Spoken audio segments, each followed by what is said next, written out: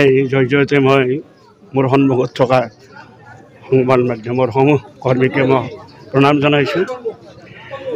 আৰু গৰম বুলি যিটো অনুভৱ আমাৰ এতিয়ালৈ অহা নাই। আমি এই বেছি গৰমতো আমি ভগৱানৰ স্মৰণ কৰোঁ। গতিকে আমাৰ আজি যিটো আমাৰ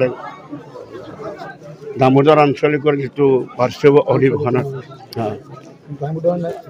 সমূহ কৰ্মকৰ্তাক মই সশ্ৰদ্ধ প্ৰণাম যাচিছোঁ। আৰু যিটো অনুষ্ঠানে সঁচাকৈ আজি ইমান মানুহ, ইমান নতুন প্ৰজন্মৰ পাঠকক আমন্ত্ৰণ কৰিছে, এইটো বৰ শুভ লক্ষণ বুলি ভাবিছোঁ আমি। কাৰণ নতুন প্ৰজন্ম খুব ধুনীয়াকৈ আগুৱাই আহিছে আৰু আমিও তেখেতসকলক আদৰি লৈছোঁ। এইবিলাক কথা ক'ব নালাগেও আৰু কওঁতো মানে শোভনীয় নহয়। নাই, এখনেই অসম আৰু অসমখন আমি আৰু সেইবিলাক গুৰুত্ব আমি পৰিৱেশ নিদিওঁ। কাৰণ ৰাজনীতিত আমি নাই, আমি আছোঁ নাগাৰা নামৰ সংগঠন। আজি সবেক্ষণত মোৰ নিজৰ গাঁৱত আজি পশ্চিম বড়ো উদ্যান আঞ্চলিক নাগাৰা নাম সংঘৰ যি ষষ্ঠ বাৰ্ষিক অধিৱেশন বহুত সুকলমে হৈ গ'ল।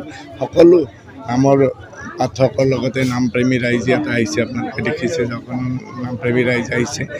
ইতিমধ্যে আমাৰ নাগাৰা নাম আমাৰ গুৰুজনাই যি নাগাৰা নামৰ সৃষ্টি, নাগাৰা নামে বিপুল সঁহাৰি পাইছে। এতিয়া আজি দেশবাসীৰ বাবে সৌভাগ্যখন আজি নহয়, এইটো 15 বছৰে, এইটো 10 বছৰে চলি গ'ল। আকৌ জৱাহৰলাল নেহৰুৰ পিছত দ্বিতীয়জন প্ৰধানমন্ত্ৰীজনে কণ্টিনিউ 3 বাৰ শপত গ্ৰহণ কৰিছে। বহুত ভাল লগা খবৰ।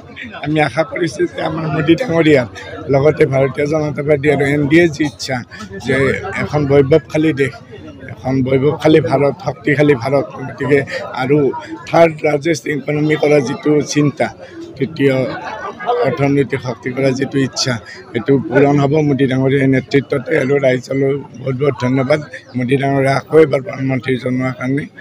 ধন্যবাদ।